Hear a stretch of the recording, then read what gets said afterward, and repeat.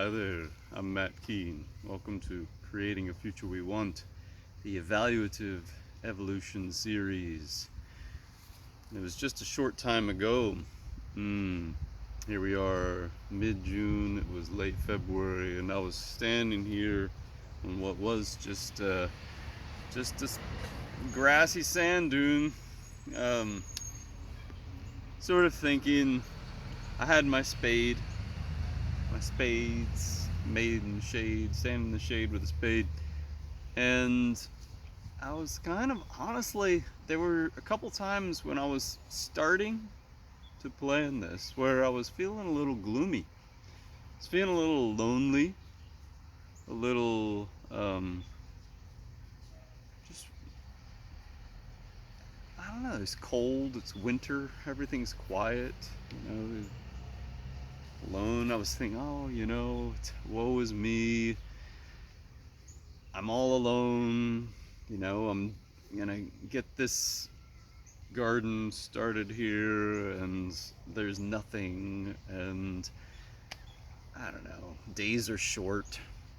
Probably didn't get very much sleep that day, and of course, my daughters and my wife are all 100% like for. They weren't here that day. I will point that out, and you know just sort of doing the hubris of a human thing where, oh, I've got to, do it all myself and I'm going to make it happen. And I guess I sort of forgot about, the sun and the rain and the soil that was here and all of the, uh, yeah, microbes, the insects, the pollinators that would work here on the cucumbers. This is a dragon's egg cucumber, none accessible at the moment.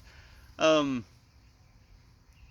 the wind, to dry things out, the insane amount of life already present, the nutrients and minerals in the soil, um, nitrogen cycles, things like that. Here I'm thinking I'm all alone. By late May, basically I'm out of a job. I mean, I was lead creator, designer of this thing, and then the total biomass of the garden by late May must have been greater than my own.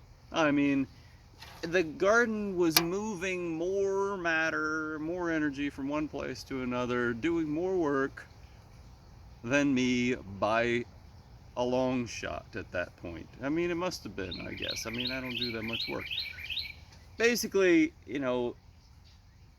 went from first shovel, spade into the ground, woe is me, to me sort of standing back and like, whoa, what just happened? I'm not even sure what my role is at the moment. I mean, I was in charge, but now the garden is more a steward of me than I am of it, more of a steward of our family than we are of it. I the garden told me. Now, don't think too poorly of me here. The garden told me, here I am in my midst of, no, but of course I'm still in control. I still have control over all of this. I'm still important. The garden's like, yes, of course you are. Couldn't do it without you. It's a partnership. It's a partnership. Our roles and responsibilities are changing.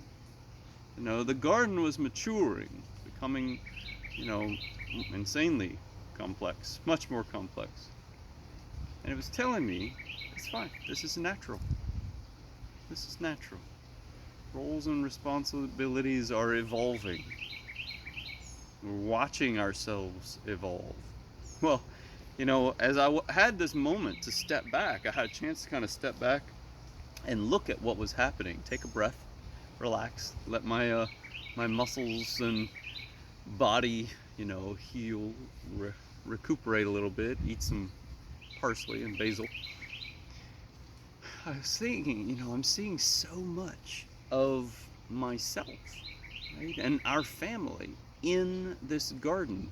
You know, it was just a few months before I was eating a bluefish that I'd caught on the beach that was becoming a part of me, and then I was using that energy to move soil, right? And begin this garden using energy to nurture, cultivate, yes, the garden, but in another way of thinking about it, this is very important, our values, right? As turning our values into the soil, using energy, what we'd been eating and doing, and the strength that I'd been from too many, lots of pull-ups, turning our values into the soil and watching them like actually come out of the ground. Our values for, right, beauty, life, sustenance, nutrition dense food, our diets, our health, our bodies,